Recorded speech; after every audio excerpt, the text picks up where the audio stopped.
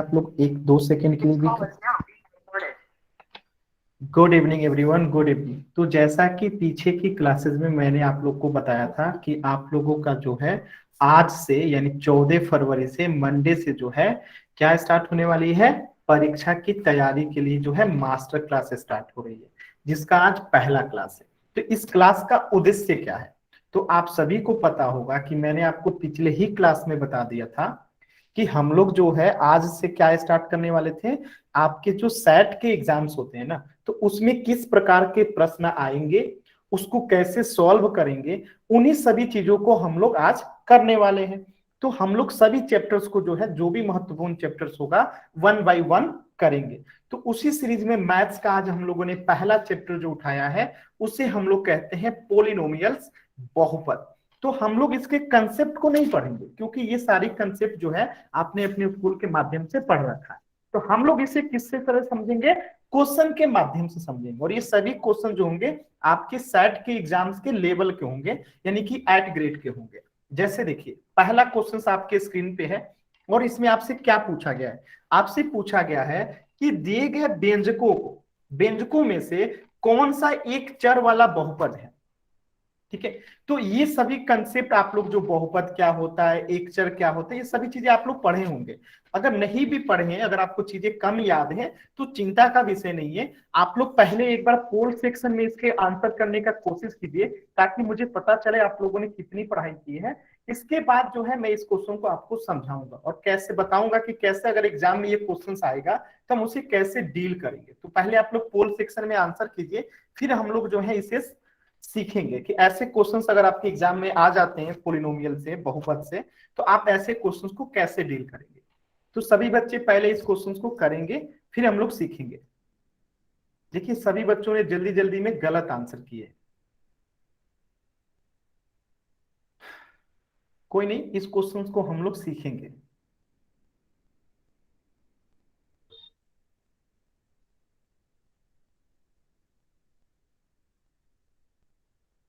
अगर ये क्वेश्चंस आपके एग्जाम में आ जाएंगे तो आप इस क्वेश्चंस को कैसे समझेंगे, कैसे करेंगे, क्या लिखेंगे, वो सारी चीजें मैं आप लोग को बताने वाला हूं।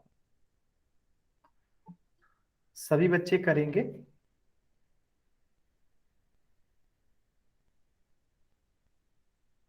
पोल सेक्शन में सभी बच्चे आंसर करेंगे।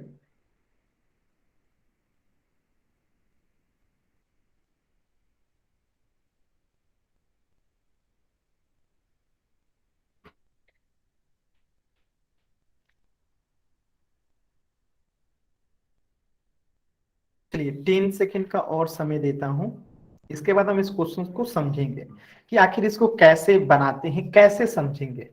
ठीक है, 10, 9, 8, 7,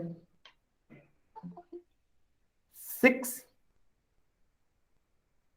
5, 4, 3, 2, 1।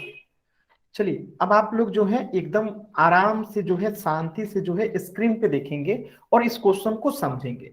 तो इसमें देखिए दो तीन चीजें जो आपको जानना है कि ये एक चर वाला क्या होता है, बहुपद क्या होता है। तब तो आप जानेंगे कि निम्नलिखित में से अच्छा व्यंजक क्या होता है, एक्सप्रेशन क्या होता है। ये जो चारों विकल्प है ना, वो एक एक्सप्रेशन है। क्या है, व्यंजक है। क्या है, व्यंजक है।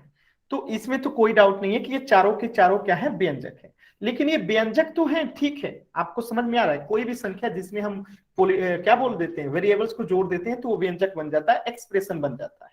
जैसे यहाँ 3 है और इसमें मैंने क्या कर दिया, एक्स जोड़ दिया, तो ये क्या बन गया, एक व्यंजक बन गया, एक एक्सप्रेशन बन गया। जैसे ये 3 है, इसमें मैंने x से गुणा कर दिया, तो ये क्या बन गया, 3x जो है एक व्यंजक बन गया, एक एक्सप्रेशन बन गया। तो ये मुद्दा नहीं है, मुद्दा ये है कि इस चारों में से एक चर वाला बहुपद कौन सा है। तो पहली चीज हम क्या जानते हैं कि ये एक चर वाला होता क्या है। तो देखिए, पहला चर और एक कंसेप्ट होता है अचर का। तो सभी बच्चे बताएंगे चर और अचर में अंतर क्या होता है। तो मैं बताता हूं, चर को इंग्लिश में कहते हैं वेरिएबल। क्या कहते हैं, वेरिएबल। और अचर को कहते हैं कांस्टेंट। ठीक है, अचर को क्या कहते हैं, कांस्टेंट।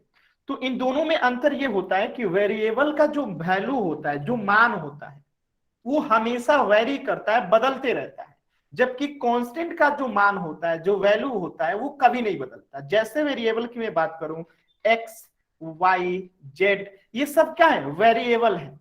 अगर मैं बात करूं कांस्टेंट का, जो अचर होता है, जो कभी नहीं बदलता, वो है 1, 2, 3 और 4। तो ये क्या हो गया, अचर और चर हो गया।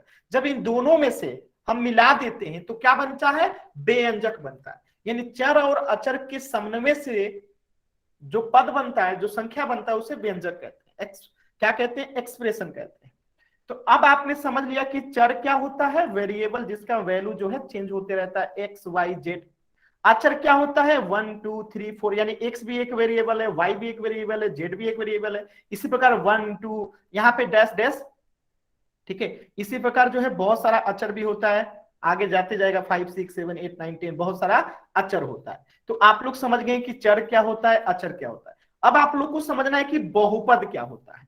तो यहां पे ध्यान से देखिएगा कि बहुपद क्या होता है, ठीक है। बहुपद क्या होता है, देखिए, जो चर होता है ना, जब वेरिएबल होता है, तो किसी भी एक्सप्रेशन में, यानी व्यंजक में, ये सब क्या है, व्यंजक है, सब क्या है, व्यंजक है। तो किसी भी व्यंजक में जो वेरिएबल होता है, जो वेरिएबल होता है, अब उसका पावर, पावर यानी कि घात, पावर यानी कि घात क्या नहीं होना चाहिए, निगेटिव संख्या नहीं होना चाहिए, और फ्रैक्शन नहीं होना हेलो चाहिए, 1/2, 3/2 नहीं होना चाहिए।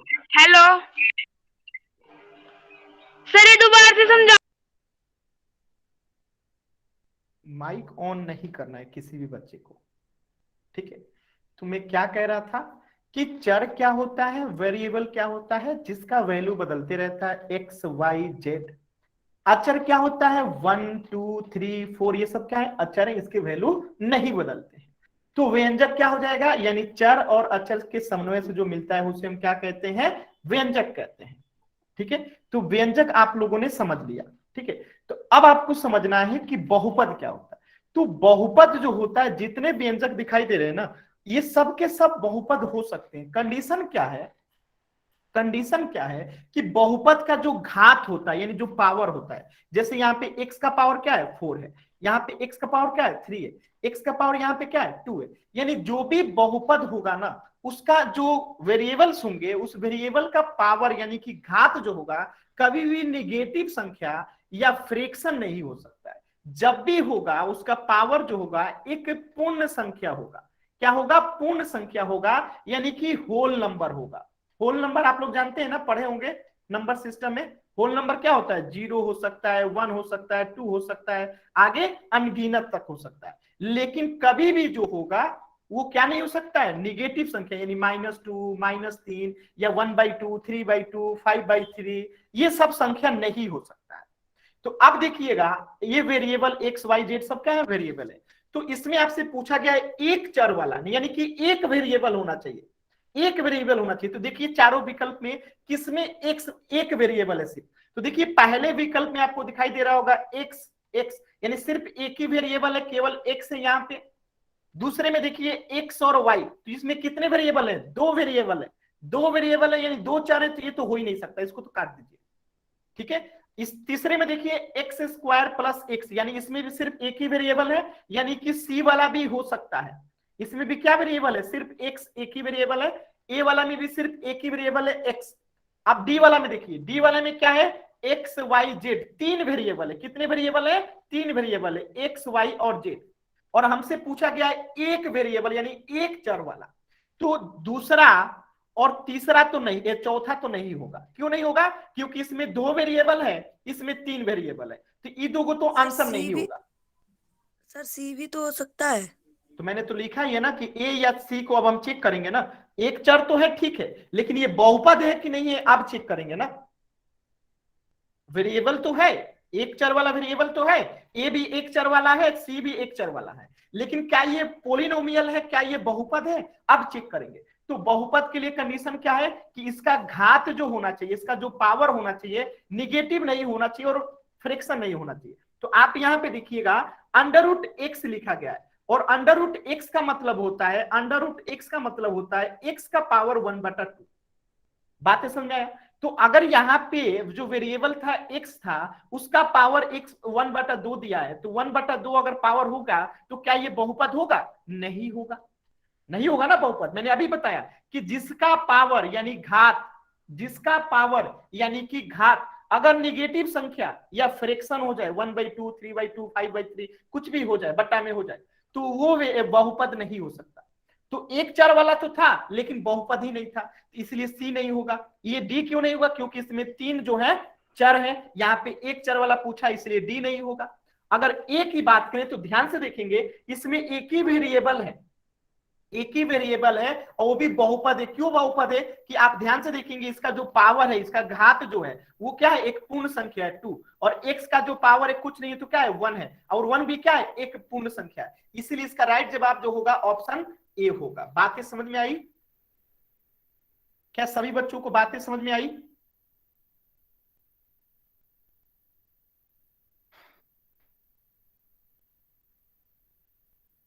सभी बच्चे वाई टाइप करके बताएंगे। क्लियर है? ठीक है, सभी बच्चों को क्लियर है। चलिए आगे बढ़ते हैं। दूसरा क्वेश्चन आपसे पूछा गया है, दूसरा क्वेश्चन आपसे पूछा गया है कि त्रिघाती बहुपद का घात क्या होता है। तो चैट सेक्शन में नहीं, पूल सेक्शन में सभी बच्चे जाएंगे और इस क्वेश्चन का जो है आंसर करेंगे। क्वेश्चन नंबर 2, क्वेश्चन में ही इसका आंसर छुपा हुआ है। त्रिघाती बहुपद का घात क्या होता है? घात का मतलब पावर, और जो त्रिघाती बहुपद होगा उसका घात क्या होता है? सभी बच्चे इसको पोल सेक्शन में आंसर करेंगे। सभी बच्चे जो है पोल सेक्शन में इस क्वेश्चन को आंसर करेंगे। सभी बच्चे जो है पोल सेक्शन में इस क्वेश्चन का आंसर करेंगे। देखिए माइक अगर मेरे से बिना पूछे आप लोगों ने ऑन किया फिर मैं आपको क्लास से बाहर कर दूंगा। तो जो भी बच्चे माइक ऑन कर रहे हैं मेरे से बिना पूछे, मैं उनको बाहर कर दूंगा क्लास से। तो इस बात का ध्यान रखिएगा कि माइक ऑन नहीं करना है जब तक आपको ना कहा जाए। आप चैट सेक्शन में जो कुछ भी पूछना है जरूर पूछिए। तो आपको क्वेश्चन क्या है? त्रिघाती बहुपद का घात क्या होता है? और मैं देता हूं इसके लिए 15 सेकेंड, लास्ट 15 सेकेंड।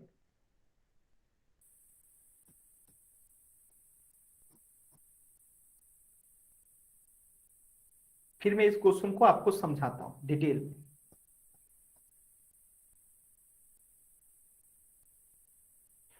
10, 9, 8, 7, 6, 5, 4, 3, 2, 1। चलिए अब हम इस क्वेश्चन को समझते हैं, ठीक है। त्रिघात बहुपद का घात क्या होता है? पोल को मैं खत्म कर दूं, 1 मिनट रुक जाइएगा, ठीक है। क्वेश्चन समझिएगा। तो त्रिघाती बहुपद, तो पहली बात बहुपद होता क्या है? तो बहुपद क्या होता है आपको पता है। यहां पे त्रिघाती बहुपद, तो जैसे मैं यहां पे लिखता हूं एक्स स्क्वायर प्लस 2, ठीक है, और एक लिखता हूं x square plus 3x³ plus y, एक लिखता हूं यहां पे Y square plus 3x² plus 3। अब देखिए हमें घात कैसे पता चलेगा? तो जो भी वेरिएबल होता है ना, अब इसमें देखिए कितने वेरिएबल है। बी वाले में जो है कितने वेरिएबल आपको दिखाई दे रहे हैं? बी वाले में जो है कितने वेरिएबल दिखाई दे रहे हैं? सभी बच्चे चैट सेक्शन में बताएंगे कि ऑप्शन बी में कितने वेरिएबल दिखाई दे रहे हैं। x² plus 3x² plus Y में कितने वेरिएबल हैं? 2 वेरिएबल है। तो हमें कैसे पता चलेगा कि इसका घात कितना है? तो हम ऐसे वेरिएबल के हिसाब से घात चुनते हैं जिसका पावर सबसे ज्यादा होता है। तो यहाँ पे 2 वेरिएबल है, एक x है एक y है, ठीक है, एक x है और एक y है। तो इसका घात कौन सा होगा? तो जिसका पावर ज्यादा होगा, दो वेरिएबल है, लेकिन जिसका पावर ज्यादा होगा वो उसका घात हो जाएगा। तो यहाँ पे x का पावर ज्यादा है तो ये क्या हो जाएगा, इसका घात हो जाएगा। तो इसका घात होगा टोटल आपका कितना, 3 घात का है। अब मैं कहूं एक्स स्क्वायर प्लस 2, तो यहाँ एक ही वेरिएबल है और उसका पावर कितना है 2, तो ये 2 घात का हो गया। यहाँ पे देखिए y square plus 3 x square plus 3 है। अब यहाँ पे वाई स्क्वायर है 3x स्क्वायर है, दोनों में 2 है, तो इसको हम क्या कहेंगे, द्विघाती कहेंगे। ठीक है, बात समझ में। अब मैं कहता हूं आपको यहाँ पे ध्यान से देखना कि y के power x cube plus 2x plus y square, इसका कितना घात है बताइएगा। आप रिज्वाइन कर लो, अखिलेश नाम से जो भी बच्चे हैं, अगर आपको आवाज में दिक्कत आ रही है तो आप रिज्वाइन कर। तो यहाँ पे हम पहले देखेंगे वेरिएबल, तो वेरिएबल यहाँ पे y भी है और x भी है, तो इसका घात किससे डिसाइड होगा, जिसका मैक्सिमम होगा। तो मैक्सिमम किसका है, x का है, तो इसका घात हो जाएगा 3। ठीक है, तो आपने घात पहचानना सीख लिया कि अगर कोई पोलिनोमियल दिया होगा, कोई व्यंजक दिया होगा, तो उसका घात कैसे निकालते हैं, घात आपने सीख लिया। अब ध्यान से समझिएगा, यहाँ पे त्रिघाती बहुपद, यानी एक ऐसा बहुपद जिसका पावर कितना होता है, 3 होता है। जैसे कि 3x cube plus 2x plus 3 लिख दे, तो ये क्या है, इसका घात कितना है, 3 है, तो इसको हम कहेंगे त्रिघाती। अब देखिए यहां पे अगर मैं लिख दूं 2x स्क्वायर प्लस 3 प्लस 2, ठीक है, तो यहां पे आप देख सकते हैं कि यहां पे क्या है, 2 ही घात है, तो इसको हम कहते हैं द्विघाती समीकरण। क्या कहते हैं, सॉरी समीकरण नहीं, द्विघात बहुपद, द्विघात बहुपद। ये क्या हो गया, त्रिघात बहुपद। और एक होता है शून्य वाला, यानी 3x के पावर अगर शून्य कर दें तो इसे जो है, अगर किसी का पावर, अगर किसी बहुपद का पावर शून्य हो जाए तो इसे हम कहते हैं अचर बहुपद। क्या कहते हैं, अचर बहुपद। ठीक है, अचर बहुपद, यानी कि इसको हम कहते हैं कांस्टेंट पोलिनोमियल, कांस्टेंट पोलिनोमियल। ठीक है, और जिसका 3 गो होगा उसे त्रिघात बहुपद, जिसका 2 गो होगा द्विघात बहुपद, और जिसका 1 होगा रैखिक, रैखिक बहुपद। हमसे प्रश्न में क्या पूछा गया, त्रिघात बहुपद, यानी कि ऑप्शन सी। क्या सभी बच्चों को क्लियर है। अगर 1 प्लस एक्स हो तो क्या, देखिए अगर इसके ऊपर कुछ नहीं है तो x के ऊपर कुछ नहीं है तो क्या है, 1 है, तो यानी कि इसका पावर कितना है, 1 है, और 1 है तो क्या है, रैखिक बहुपद। ठीक है, अगर किसी के पावर कुछ नहीं होता है तो 1 होता है। जैसे मैं यहां पे लिख दूं 3x प्लस वाई, तो यहां पे x का भी पावर 1 है, y का भी पावर 1 है, तो इसका घात क्या होगा, 1 होगा, यानी कि ये रैखिक बहुपद होगा। बातें समझ में आ रही है, क्या सभी बच्चों को बातें समझ में आ गई।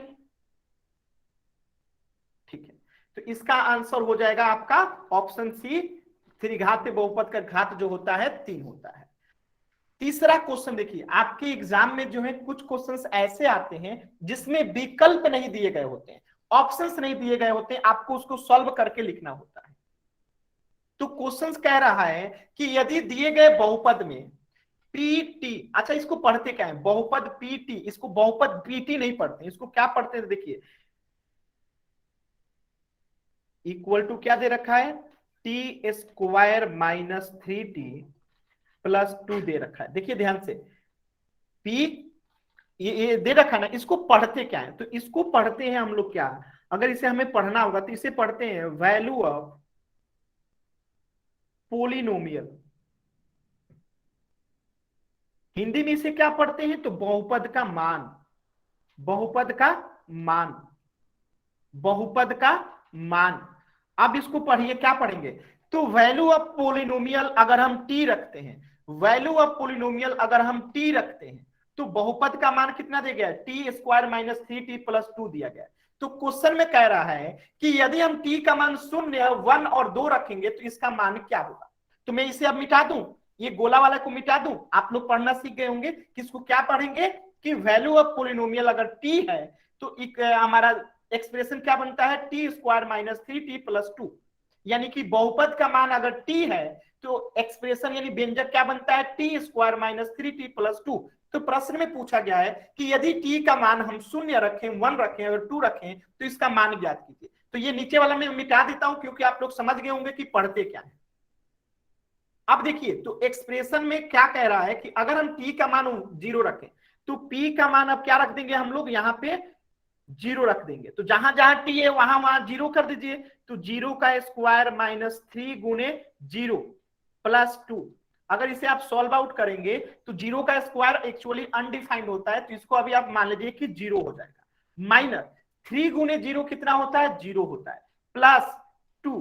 तो इसका मान कितना हो जाएगा, 0 0 कट जाएगा तो क्या हो जाएगा, यहाँ पे बचेगा सिर्फ 2। यानी कि P0 का मान जो हो गया कितना आ गया, 2। ये आपका एक आंसर हो गया। ठीक है, ये आपका एक आंसर हो गया। T0 का मान आपने निकाल दिया। अब पोलिनोमियल जो है P कितना का मान निकालना है, 1 का।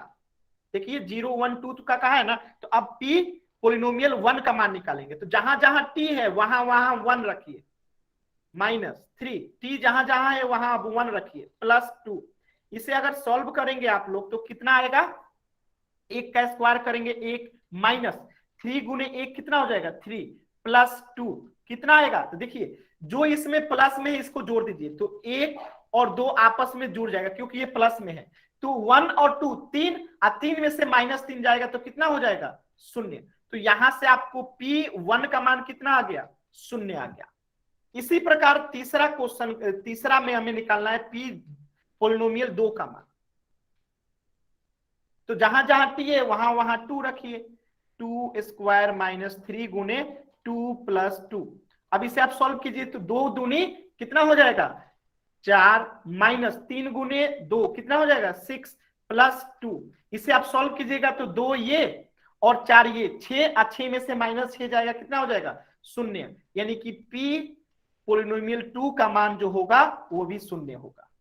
बातें आपको समझ में आया, सभी बच्चे बताएंगे क्या आपको बातें समझ में आई।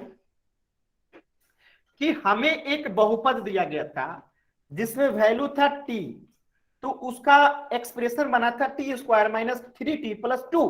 तो हमसे कहा गया कि T0 का मान, 1 का मान और 2 का मान बताइए। तो हमने क्या किया, T की जगह पे एक बार 0, एक बार 1, एक बार 2 रख के देखा। तो P0 का पोलिनोमियल 0 का मान आ गया 2, पोलिनोमियल 1 का वैल्यू रखने पे आ गया 0, फिर पोलिनोमियल 2 का वैल्यू रखने पे आ गया 0। तो ये हमारा क्वेश्चन का एक हिस्सा है जिसमें पूछा गया था कि मान ज्ञात कीजिए। दूसरा हिस्सा में कह रहा है बहुपद का शून्यक भी ज्ञात कीजिए। शून्यक का मतलब क्या होता है कि जिससे बहुपद का वैल्यू 0 हो जाए, वो मान कौन कौन सा होगा। तो आप लोग देख सकते हैं कि बहुपद का मान 0 किस किस वैल्यू से हो रहा है। जल्दी से सभी बच्चे चैट सेक्शन में बताएंगे कि बहुपद का मान 0 किस किस से हो रहा है। बहुपद का मान जो है 2 वैल्यू से 0 हो रहा है। एक P का मान बहुपद अगर 1 रख रहे हैं तो, और एक 2 रख रहे हैं तो ये इसका क्या हो जाएगा, शून्यक हो जाएगा। यानी कि 1 और 2 जो होगा इसका क्या हो जाएगा, शून्यक हो जाएगा। क्या आपको ये बातें समझ में आई। सभी बच्चे बताएंगे कि 1 और 2 इसका क्या हो जाएगा, शून्यक हो जाएगा। क्लियर है सभी बच्चों को। ठीक है, शून्यक का मतलब क्या होता है, बहुपद का शून्यक का मतलब क्या होता है कि वो वैल्यू हमें बताना होता है जिससे ये बहुपद शून्य हो जाता है। तो ये बहुपद जो था T square minus 3T plus 2 जो है शून्य कब हो रहा है, जब हम T का मान एक बार 1 रख रहे हैं और जब हम T का मान 2 रख रहे हैं। तो दोनों ही कंडीशन में जो है इस बहुपद का मान जो है शून्य हो जा रहा है, इसलिए ये दोनों जो होगा क्या होगा, इसका शून्य हो जाएगा, शून्यक हो जाएगा। क्लियर है सभी बच्चों को। ठीक है, तो ये आपने एक तरीका से इसका शून्यक पहचानना सीख लिया। लेकिन अब आप सोचिए, यहां पे तो हमें वैल्यू निकालने के लिए दिया था 1 और 2 का, तो हमने पता चल गया कि इसका शून्यक भी 1 और 2 होगा। लेकिन अगर हमें निकालना होगा तो कैसे निकालेंगे, ये तो हमें पहले से निकालने के लिए दे दिया तो हमने पता कर लिया। अगर निकालना होगा तो कैसे निकालेंगे, तो इक्वेशन क्या है, T square minus 3T plus 2। तो इसको नीचे रख लीजिए, टी स्क्वायर क्या था जी इक्वेशन, थोड़ा एक बार पढ़िए तो कोई, क्या था इक्वेशन, मैं देख लूं एक बार इक्वेशन क्या था। T square minus 3T plus 2, T square minus 3T plus क्या था जी 2 इक्वल टू 0। शून्यक निकालना है, मतलब उस बहुपद का मान चेक करना है कि कब ये शून्य होता है। तो हमें इसको डायरेक्टली निकालने के लिए जो है एक तरीका आता है जिसे हम कहते हैं बीच वाले टर्म को जो है दो भागों में बांटना। ठीक है, तो इसको कैसे बांटते हैं तो देखिएगा, पहले सुनिएगा फिर सवाल कीजिएगा, नहीं समझ में आएगा, पहले सुनिएगा। तो यहां पे अगर मैं कहूं कि यहां पे अगर कोई संख्या दिखाई नहीं दे रहा है तो मैं कह सकता हूं कि यहां पे 1 है। यहां पे अगर टी स्क्वायर का कोफिशिएंट कहूं तो क्या है, 1 है। आप लोगों को समझ में आ रहा है? अगर कुछ नहीं है तो 1 है, कुछ नहीं है तो क्या है, 1 है, 1 है ना। अब देखिए इसको कैसे हम सॉल्व करके निकाल सकते हैं इसका शून्य। तो देखिए ये पहला टर्म और आखिरी टर्म, पहला टर्म यानी जो स्क्वायर वाला का क्या होता है, कोफिशिएंट होता है, और लास्ट वाला जो कांस्टेंट होता है, इन दोनों को गुणा करते हैं। तो गुणा कीजिए, तो 1 और 2 को गुणा करेंगे तो कितना आएगा, 1 और 2 को गुणा करेंगे तो कितना आएगा, 1 और 2 को गुणा करेंगे तो कितना आएगा, 2 आएगा। 2 आ गया ना। तो अभी बीच वाला टर्म को जो है कुछ इस प्रकार लिखना है कि गुणा करने पे 2 आए और जोड़ने और घटाने पे -t आए, यानी कि गुणा करने पे 2 आए और जोड़ने और घटाने पे -t आए।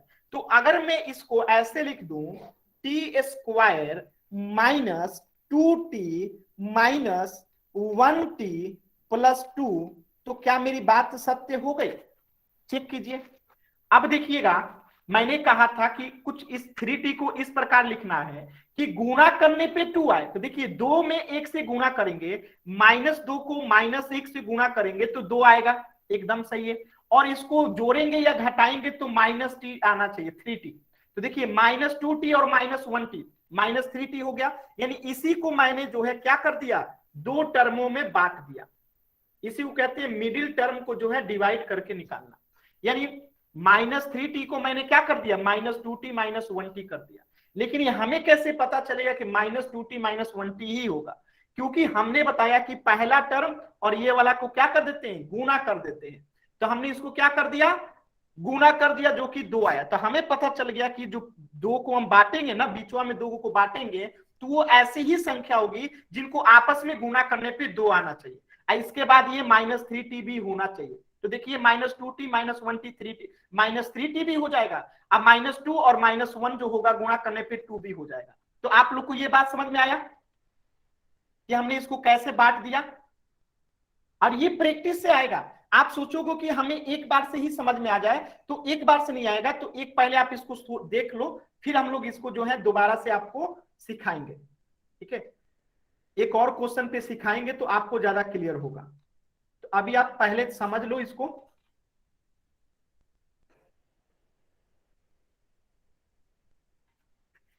ठीक है,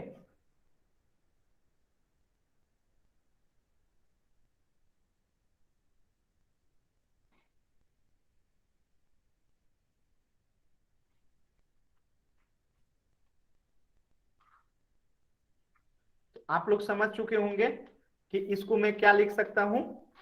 ऊपर वाले को ही मैंने लिख दिया T square -2t -1t plus 2 लिख दिया। अब देखिए यहाँ पे टी स्क्वायर है, यहाँ पे -2 है, तो दोनों में टी है तो मैं टी को कॉमन ले लिया। तो यहाँ क्या बचेगा, एक टी बचेगा, माइनस यहाँ क्या बचेगा, अगर टी बाहर निकल गया तो 2 बचेगा, बचेगा ना। ठीक है, अब यहाँ देखिए यहाँ पे -1t है और यहाँ पे +2 है, दोनों में एक कॉमन है। तो हम यहाँ से क्या बाहर ले सकते हैं, यहाँ से -1 अगर कॉमन ले लेते हैं तो यहाँ बचेगा t, और यहाँ क्या बचेगा, यहाँ बचेगा क्या, -2 = 0। समझ में आया? यहां से हमने -1 जो है कॉमन ले लिया दोनों में से, इसमें से -1 और इसमें से भी -1 जो है कॉमन ले लिया। तो यहाँ क्या हो गया, t -2 हो गया। अब देखिए इन दोनों में से t -2 इसमें भी है और t -2 इसमें भी है। तो t -2 को अब कॉमन ले लेंगे, t -2 को कॉमन ले लिए तो यहाँ बचेगा t, ठीक है, यहाँ बचेगा 1। तो ये हो गया हमारा टोटल = 0। तो देखिए अब जब कोई संख्या 2 को गुणा करने पे शून्य होती है, यहाँ पे मानते हैं एक ये संख्या है और एक ये संख्या है, जब दोनों को गुणा करने पे शून्य होता है तो इसका सीधा सा मतलब है कि या तो a 0 होगा या तो b 0 होगा या तो दोनों ही 0 होगा, तभी ये 0 होगा। ये अटल सत्य है कि अगर किसी दो संख्या को गुणा करने पे 0 आता है, यानी कि या तो कोई a संख्या 0 होगी या तो बी जीरो होगी या तो दोनों ही जीरो होगी, तभी ये संख्या जीरो होगी। तो यहाँ पे हम t-2 को एक बार जीरो कर देते हैं, ठीक है। तो यहां से हमें निकल जाएगा t बराबर 2, और यहां से फिर से हम t-1 बराबर भी जीरो कर देते हैं, तो यहां से निकल जाएगा t बराबर 1। तो देखिए यहां से t बराबर 2 और यहां से t बराबर 1 क्या है, इस दिए गए बहुपद का जो है शून्यक है। बातें समझ में आई?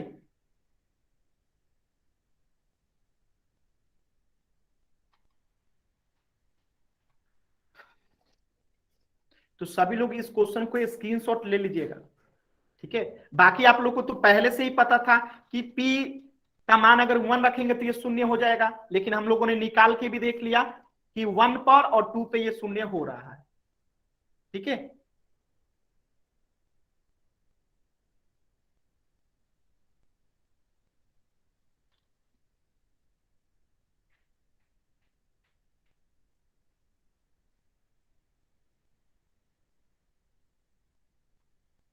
क्लियर है सभी बच्चों को?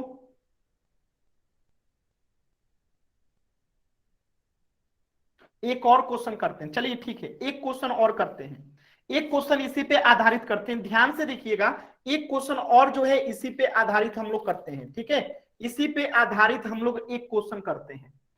चलिएगा, आप केवल शून्य निकालना सीखेंगे, क्योंकि ये मान निकालना तो आपको आता है ना, कि p0 का मान, p1 का मान, p2 का मान, ये तो निकालने आता है ना। शून्यक निकालना सीखना है, शून्यक निकालना सीखे एक और क्वेश्चन पे। चलिए, तो एक क्वेश्चन में यहां पे लिख रहा हूं, आपको ध्यान से देखिएगा, क्वेश्चन लिख रहा हूं 6x² प्लस 7x माइनस 3 का हमें शून्यक निकालना है, तो मैंने इसको कर दिया 0। अब हमें देखना है कि इसका शून्यक क्या होगा, इसका शून्यक हमें निकालना है। तो फिर हम क्या करेंगे, पहला संख्या और लास्ट वाला संख्या को गुणा कर देंगे। तो कितना हो गया, 6 गुने 3 हो गया 18। अब इस 7 को कुछ इस प्रकार से तोड़ना है कि गुणा करने पे 18 आए और जोड़ने घटाने पे 7x आए। जोड़ने पे या तो 7x आए या तो घटाने पे 7x आए, लेकिन गुणा करने पे हर हाल में 18 आना चाहिए, ठीक है। गुणा करने पे 18 हर हाल में आना चाहिए, लेकिन इसको जोड़ने या घटाने पे 7x भी आना चाहिए। तो देखिए इसको कैसे तोड़ेंगे, देखिए। तो अगर मैं कहूं 9 और 2, तो देखिए 9 में से 2 जाएगा तो 7x आ जाएगा, और 9 में 2 से गुणा करेंगे तो 18 भी आ जाएगा। यानी कि हमारा संख्या क्या हो सकता है, 9 और 2 जो है हो सकता है। तो इसी को लिख दीजिए आप लोग, अब 6x² प्लस क्या लिखिएगा, 9x minus 2x minus 3 equal to 0। क्या समझ में आया? यानी कि हम देखिए इसको 9x में से -2x करेंगे, 9x में से अगर -2x करेंगे तो क्या आपको 7x प्राप्त होगा? एकदम होगा। और 9 में प्लस 9 में इसको गुणा करेंगे अगर 2 से तो 18 हो जाएगा। 9 और 2 को गुणा करेंगे तो 18 भी हो जाएगा। और यहाँ पे जो है 9x माइनस 2x करेंगे तो 7x भी हो जाएगा। यानी एकदम सही बैठा है। अब देखिए यहाँ पे x², यहाँ पे x है, तो यहाँ से हम क्या लिख सकते हैं, 3x जो है कॉमन ले सकते हैं। यहां से हम क्या कॉमन ले सकते हैं, 3x जो है कॉमन ले लेंगे, तो यहाँ क्या बचेगा, 2x बचेगा, क्योंकि क्लियर है ना, 2x बचेगा। और यहाँ क्या बचेगा, 3 बचेगा। फिर यहां से -2x और -3 में क्या कॉमन ले लेंगे, -1 कॉमन ले लेंगे, तो यहाँ क्या बचेगा, x, और यहाँ बचेगा 3 इक्वल टू 0, ठीक है। क्लियर है? अब देखिए 2x प्लस 3, और यहाँ पे भी क्या बचेगा जी, यहाँ पे भी 2x बचेगा, सॉरी यहाँ पे 2x बचेगा, ठीक है। यहाँ पे 2x प्लस 3 और यहाँ पे भी 2x प्लस 3, तो 2x प्लस 3 को जो है हमने बाहर निकाल लिया। यहाँ पे बच गया क्या, 3x माइनस 1 बराबर 0। यानी कि यहाँ से 2x प्लस 3 बराबर एक बार 0 हो जाएगा और एक बार 3x माइनस 1 बराबर 0 हो जाएगा। तो यहां से x का मान क्या आएगा, -3/2 आएगा, और यहां से x का मान क्या आएगा, यहां से x का मान आएगा 1/3 आएगा। समझ में आया आप लोगों को? तो ये आपको मेन काम यहां पे करना था, ठीक है। अगर ये करना सीख गए आप लोग तो फिर ये क्वेश्चन बनाना आसान है, ठीक है। अगर ये आप लोग को निकालने आ गया तो फिर क्वेश्चन बनाना आसान है। सारा खेल जो है इसी का है कि ये फैक्टराइज कैसे करते हैं, ठीक है। तो एक शून्य हो जाएगा इसका -3/2 और एक हो जाएगा 1/3। चलिए, तो ये क्वेश्चन क्लियर हो गया, एक यहां से सीख लिया और एक इस पे सीख लिया। चलिए एक क्वेश्चन और देखिए, क्वेश्चन नंबर 4 देखिएगा। आप लोगों ने पढ़ा होगा बहुपद में, पोलिनोमियल में फैक्टर थ्योरम। क्या पढ़ा होगा आप लोगों ने? गुणनखंड प्रमेय यानी फैक्टर थ्योरम आप लोगों ने पढ़ा होगा। तो ये क्वेश्चन कह रहा है कि यदि x-1, ठीक है, x-1 जो है बहुपद px 2x² + kx + √2 का एक गुणनखंड है, तो k का मान ज्ञात करना है कि k का वैल्यू क्या होगा। ठीक है, k का वैल्यू क्या होगा। तो आप लोगों को फैक्टर थ्योरम से पता होगा कि अगर x-1 जो है इस बहुपद का गुणनखंड है, यानी x-1 जो है इस दिए गए पोलिनोमियल का क्या है, एक जीरो भी है, एक शून्यक भी है। यानी x-1 अगर इसका शून्यक है तो इसको हम सीधे जीरो कर देते हैं। अगर हम इसे जीरो करते हैं तो यहां से हमें प्राप्त हो जाता है x = 1।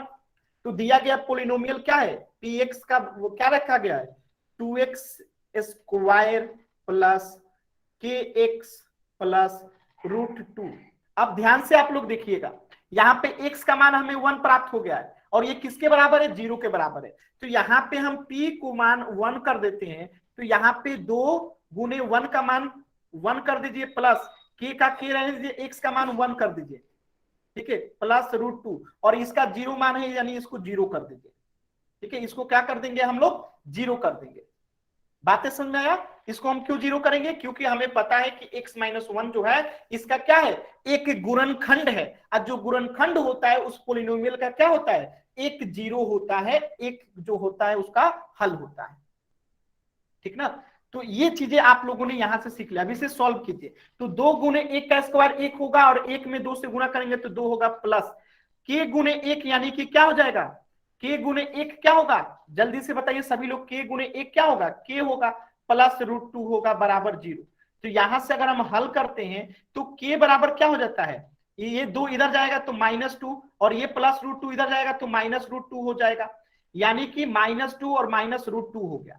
ठीक है, तो दोनों में से क्या कॉमन ले लेंगे, माइनस कॉमन ले लेंगे, बाहर निकाल देंगे। तो यहां बचेगा +2 यानी +2 ना लिख के 2 लिखते हैं और यहाँ पे प्लस √2 बचेगा। ठीक है, तो ये इसका आंसर हो जाएगा। बातें समझ में आया? ये क्या हो जाएगा, k का मान जो होगा, k का मान क्या होगा, -2 + √2। हमने माइनस को क्या कर लिया, कॉमन ले लिया, यहाँ पे भी माइनस था, यहाँ पे भी माइनस था, माइनस कॉमन ले लिया। जब माइनस कॉमन आ गया तो यहाँ पे 2 और यहाँ पे प्लस √2 हो जाएगा। ठीक है, तो ये हमने निकालना सीख लिया। फैक्टर थ्योरम हमेशा याद रखिएगा, ये बहुत जरूरी है फैक्टर थ्योरम। ठीक है, कि अगर कोई इसका क्या है, गुणनखंड है किसी बहुपद का, तो वो उसका शून्यक भी होता है, यानी x-1 जो होगा 0 के बराबर हो जाएगा, तो x = 1 हो गया। तो दिया गया जो पोलिनोमियल था उसमें हमने x का मान 1 रख दिया, तो हमें यहां से k का वैल्यू निकालना आसान हो गया, आसानी से निकल गया। तो ऑप्शन बी जो होगा क्या हो जाएगा, करेक्ट हो जाएगा। क्लियर है सभी बच्चों को? सर हमने फिर 1 को हटा दिया इसमें से। हमने 1 में से हटा दिया, क्यों हटा दिया? सर ये 2x और ब्रैकेट में 1² है, हमने 1 को हटा दिया यहाँ पर से, फिर हमने इसे खाली इसका 2 + k + ब्रैकेट। हमने 1 को हटाया नहीं है, एक्चुअली 1² का मतलब क्या हुआ, 1। अब 1 को गुणा करेंगे 2 में तो क्या होगा, 2 है ना होगा, हमने हटाया नहीं। एक्चुअली 2 गुने 1² था, तो 1 का स्क्वायर मतलब 1। अब जब 1 आएगा तो 1 को 2 से गुणा करेंगे तो कितना आएगा, 2 ही ना आएगा, तो यही मैंने 2 लिखा यहाँ पे, हटाया नहीं है।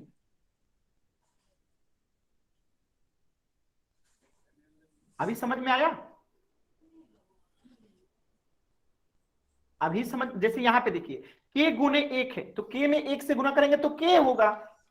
बात समझ आ रहा है, k में 1 से गुणा करेंगे तो k होगा। दीपेंद्र, ये आपकी बहुत गलत आदत है। आप क्लास में नहीं रहते हो, बाहर जाते हो, समय से नहीं जुड़ते हो और कहते हो कि सर दोबारा समझाना। ठीक है, ये एकदम गलत बात है। अगर आपको क्लासेस समझनी है, करनी है, तो समय से जुड़िए। यहां पे और किसी बच्चे को डाउट है, मैं दोबारा से समझा देता हूं। और किसी बच्चे को डाउट है, किसी और बच्चे को डाउट है? ठीक है, मैं एक बार और समझा देता हूं, ठीक है, ध्यान से देखिएगा, मैं एक बार और समझा देता हूं। देखिएगा यहां पे क्या कहा गया है कि x माइनस 1 जो है दिए गया बहुपद जो है px यानी कि 2x square plus kx plus root 2 का एक गुणनखंड है। तो फैक्टर थ्योरम क्या कहता है, फैक्टर थ्योरम जो होता है वो क्या कहता है कि अगर x माइनस 1 किसी बहुपद का क्या है, गुणनखंड है, तो वो उसका एक शून्यक भी होगा, माने इस बहुपद का ये क्या हो जाएगा, शून्यक भी होगा। तो इसका मतलब हुआ कि x माइनस 1 अगर इसका शून्यक है तो इसका मान भी शून्य होगा। तो यहां से हमने निकाल लिया कि x बराबर जो हो गया 1 हो गया। अब हमारा बहुपद क्या है, px क्या लिखा गया है, 2x square plus kx plus root 2, ठीक है। तो अब हम यहाँ पर अगर x का मान 1 रख देंगे यानी इस बहुपद का मान शून्य हो जाएगा। तो अब हम यहाँ पे p का मान x की जगह पे 1 रखेंगे, तो 2 गुने 1 का स्क्वायर प्लस k का मान हमें निकालना है, तो k गुने x की जगह पे 1 प्लस रूट 2, और ये किसका बराबर हो जाएगा, शून्य के बराबर हो जाएगा। क्यों, क्योंकि हमने यहाँ पे शून्य का मान भर दिया, यानी एक पे ये इक्वेशन क्या हो जाएगी, शून्य हो जाएगी। तो हमने इसके इक्वल पे क्या कर दिया, शून्य कर दिया। अब इसे हल कीजिए, 2 गुने 1 का स्क्वायर 1 हो जाएगा, कौन बच्चा माई कौन किया मैं बाहर कर दूंगा, ठीक है। जो भी बच्चा माई कौन ऐसे मत किया कीजिए आप लोग, ठीक है। तो 2 गुने 1 का स्क्वायर यानी कि 1 हो जाएगा, k गुने 1 बराबर k हो जाएगा प्लस रूट 2 बराबर 0। अब देखिए 2 गुने 1 बराबर 2 हो जाएगा plus k plus root 2 equal to 0। अब थोड़ा सा इसको नीचे करते हैं, ध्यान से देखिएगा, ठीक है।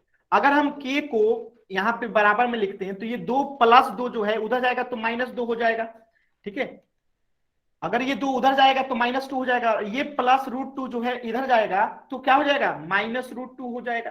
तो अब यहाँ पे देख सकते हैं कि माइनस यहाँ पे भी है, माइनस यहाँ पे भी है, तो माइनस को हमने ले लिया कॉमन। तो यहाँ जब माइनस को कॉमन ले लेंगे ना तो इसका साइन बदल जाता है, ये माइनस 2 प्लस 2 में हो जाता है, तो इसको हम लिख देते हैं प्लस 2, और ये माइनस वाला जो है प्लस में बदल जाता है। तो ये उसका आंसर हो गया 2 plus root 2, minus 2 plus root 2। नहीं, इसका आंसर पोल में नहीं देना था। क्या अब सभी बच्चों को क्लियर है, क्या अब सभी बच्चों को क्लियर है?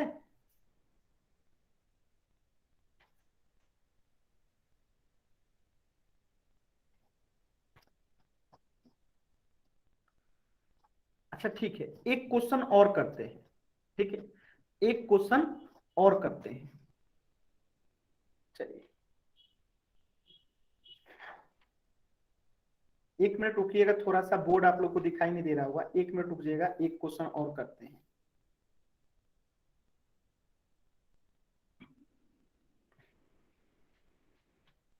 क्वेश्चन नंबर 5 देखिएगा, क्वेश्चन नंबर 5 देखिएगा। इसको क्वेश्चन में क्या कहा रहा है, देखिए ध्यान से क्वेश्चन। अच्छा क्वेश्चन आपको दिखाई नहीं दे रहा हो ना, 1 मिनट रुकिएगा, क्वेश्चन आप लोग को दिखाई नहीं दे रहा है ना, अभी दिखाई देगा, अभी क्वेश्चन दिखाई दे रहा होगा,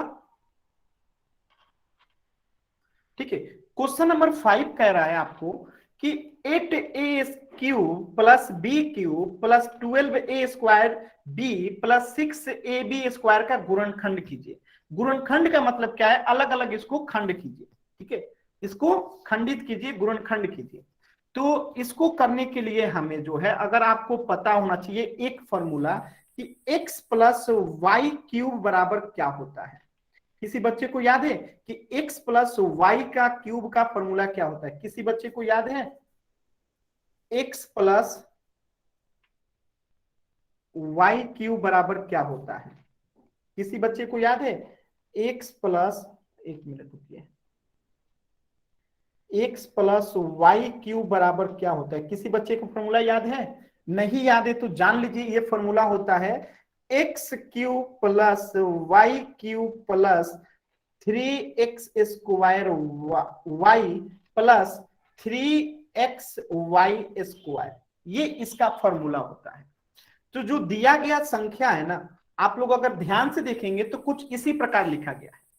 कैसे पता हमें, तो इसको लिख लीजिए, 8a cube plus b cube plus 12a square b plus 6ab square. अब हमें इसको गुणनखंड करना है, ठीक है। सभी बच्चे बताएंगे कि 8a क्यूब को क्या हम लोग 2a क्यूब लिख सकते हैं? 8a क्यूब को क्या हम लोग 2a क्यूब लिख सकते हैं? जिस बच्चे को नहीं समझ में आ रहा है कि 8a क्यूब को 2a क्यूब कैसे लिख सकते हैं, तो यहां देखेंगे 2a गुने 2a गुने 2a क्या होता है? सभी बच्चे बताएंगे 2a क्यूब, ठीक है।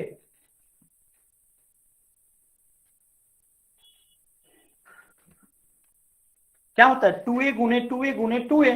तो अब देखिए 2 दूनी 4, 4 दूनी 8, तो 8 हो गया। a गुने a गुने a गुने माने a क्यूब हो गया, यानी 8a क्यूब को जो है हम लोग 2a का द होल क्यूब लिख सकते हैं, एकदम लिख सकते हैं। तो यही तो लिखा गया है। क्या लिखा गया? इसी को लिखा गया है 2a का होल क्यूब प्लस इसी फॉर्मूला बैठिएगा। a क्यूब के मान क्या हो गया? यहाँ पे x का मान क्या आ गया? 2a आ गया, और y क्यूब जो है यहाँ पे b क्यूब दिया ही गया है, ठीक है। अब देखिए प्लस, अब यहाँ पे 3, तो 3 को 3 लिख दीजिए, ठीक है।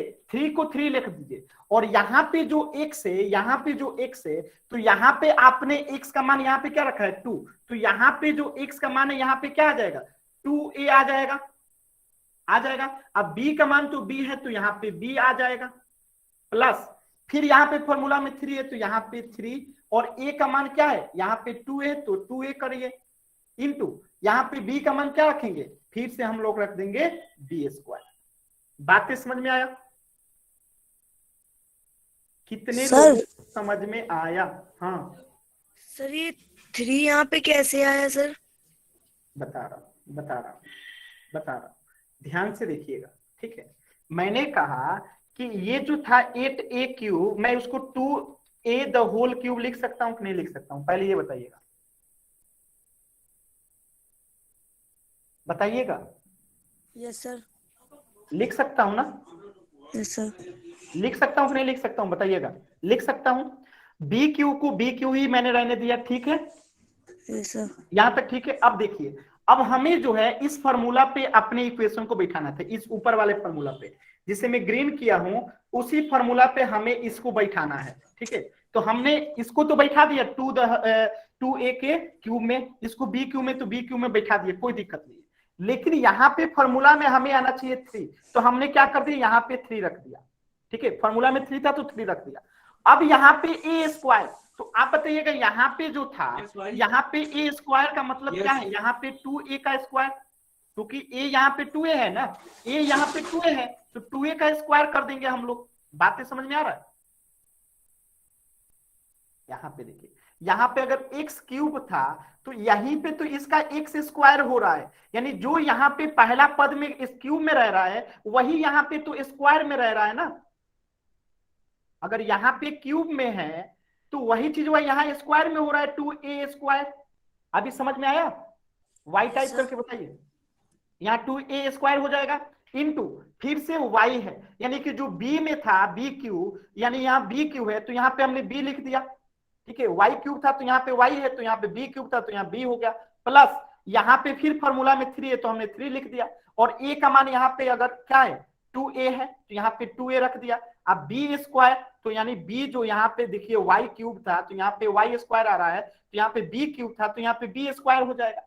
तो अगर आप ध्यान से देखेंगे तो ये क्या लिखा गया है? 2a प्लस b का द होल क्यूब लिखा गया है। यानी कि जैसे x प्लस वाई क्यूब को हम ऐसे लिख सकते हैं, इसी प्रकार इसको जो है ऐसे लिख सकते हैं, और इसका मतलब है कि 2a प्लस b का क्यूब लिखा गया है। कितने लोगों को समझ में आया? कितने लोगों को नहीं समझ में आया? तो ये हो गया 2a प्लस बी का क्यूब, यानी इसको फैक्टराइज करेंगे तो क्या आएगा? 2a प्लस बी गुने 2a प्लस बी गुने 2a प्लस बी, ये इसका आंसर हो गया, ठीक है। तो यहाँ पे कौन सा फॉर्मूला यूज हो रहा है? x प्लस वाई क्यूब का फॉर्मूला यूज हो रहा है, और ये फॉर्मूला याद रहेगा तो हम इसको कंपेयर करके लिख दिए। देखिए ये 8 ग्रेड का है, आपके एग्जाम में अगर क्वेश्चंस आएंगे तो आपको कुछ इसी प्रकार का जो है ये चीजें समझनी होगी, करनी होगी, ठीक है। अच्छा, और किसी बच्चे को डाउट है तो डी लिखिए, मैं फिर से समझाऊंगा, हिचकना नहीं है। अगर डाउट है तो जरूर पूछिए, मैं समझाऊंगा, जब तक आपको नहीं समझ में आएगा तब तक समझाऊंगा, आप केवल बताइए कहां पे नहीं समझ में आया, मैं आपको समझाऊंगा। बताइए किसी भी बच्चे को डाउट है तो, किसी बच्चे को डाउट है तो डी टाइप कीजिए, और क्लियर है तो वाई टाइप कीजिए। सभी बच्चों को क्लियर है? मैं अपने तरफ से एक बार फिर बताता हूं, ध्यान से देखिएगा, शुरू से बताता हूं, शुरू से बताता हूं। देखिए मैंने यहां पे क्या किया, मैंने कहा कि x plus y the whole cube बराबर होता है, क्या होता है, क्या होता है, फॉर्मूला आप लोग को याद नहीं है फिर भी जान लीजिए, ये होता है x cube plus y cube plus, ठीक है, 3x² वाई प्लस 3xy का स्क्वायर, ये होता है। ठीक है, ये फॉर्मूला है, ये क्या है आपका फॉर्मूला है, ये क्या है फॉर्मूला है। ठीक है, और इसको फैक्टराइज करना है। तो देखिए अगर आप ध्यान से देखेंगे तो 8a³ plus b³ plus 12a² b plus 6ab², तो आप सभी बच्चे बताएंगे कि अगर हम इन दोनों को कंपेयर करते हैं तो क्या यहाँ पे y² को हम b² से रिप्लेस कर सकते हैं, यानी कि यहाँ पे जो y है, यहाँ पे जो y है, तो हम पहले इसको निकाल देते हैं, 2a² में लिख देते हैं, तो 2a द होल क्यूब लिख देते हैं। ठीक है, प्लस b³ है तो यहाँ पे b³ लिख देते हैं, प्लस फॉर्मूला में 3x² है तो इस 12a² b को हम इसी फॉर्मूला पे लिखते हैं। तो देखिए 3 गुने a, यहाँ पे a है, यहाँ पे क्या a² है, यहाँ पे x² है, यानी कि x³ वाले को ही y² में लिख दिया गया है, जो x³ में था उसी को स्क्वायर में लिखा गया। तो यहाँ पे 2a³ है तो यहाँ पे 2a क्या हो जाएगा, स्क्वायर हो जाएगा, इनटू जो यहाँ पे b है, तो यहाँ पे b³ था तो यहाँ पे b है, तो यहाँ पे b³ है तो यहाँ पे क्या हो जाएगा, b हो जाएगा, प्लस फिर यहाँ पे फॉर्मूला 3 तो यहाँ पे 3, यहाँ पे a का मान क्या है, देखिए a को a लिखा गया है, तो ठीक है यहाँ पे x लिखा गया, यानी कि जो यहाँ पे क्यूब में है वहां पे सीधे केवल 2a में हो जाता है, b² यानी कि जो ये क्यूब है वहां पे स्क्वायर में, तो यहाँ b³ है तो यहाँ पे b² हो जाएगा। समझ में आया? सर 6 12 और 6 को क्या करेंगे फिर? किसको, इसको? Yes sir. अब इसी को तो मैंने लिखा है 6ab² है ना, अब इसको आप गुणा कीजिए, तो 3 गुने 2 करेंगे तो 6 और a, तो 6ab² ही तो हो गया, ये इसी को तो मैंने ऐसे लिख दिया। यस आप इसको देखिएगा 6ab² है ना ये, यस सर। इसको गुणा कीजिए तो 3 इंटू 2a इंटू b² क्या आएगा, 6ab² आएगा कि नहीं आएगा? Yes sir. अब इसी प्रकार इसको देखिएगा, इसको देखिए इसी प्रकार कि 12a² b लिखा है, तो देखिए यहाँ पे अगर आप कॉमन करेंगे तो दो, ये 2a का स्क्वायर है तो 2 दूनी 4 और 4 3 12 हो जाएगा कि नहीं, 2a² है तो पहले ये क्या हो जाएगा 4a² हो जाएगा। ठीक है, Yes, अब 4a² में अगर 3 से गुणा करेंगे तो ये 12a² हो जाएगा, इंटू b तो यानी 12a² b हो जाएगा। ठीक है, ओके सर। ये आखिर जिसका फॉर्मूला, किसका फॉर्मूला, ये x प्लस वाई क्यूब का है, तो यहाँ पे अगर हम कंपेयर करें तो जो यहाँ पे x है यहाँ पे 2a है, और जो यहाँ पे y है यहाँ पे b है, यानी कि फॉर्मूला क्या बन गया 2a प्लस b का होल क्यूब। तो इसका फैक्टराइज करना था तो इसी को 3 बार लिख देंगे, 2a plus b into 2a plus b into 2a plus b, ये इसका आंसर हो जाएगा। क्लियर है सभी बच्चों को? और किसी बच्चे को डाउट है?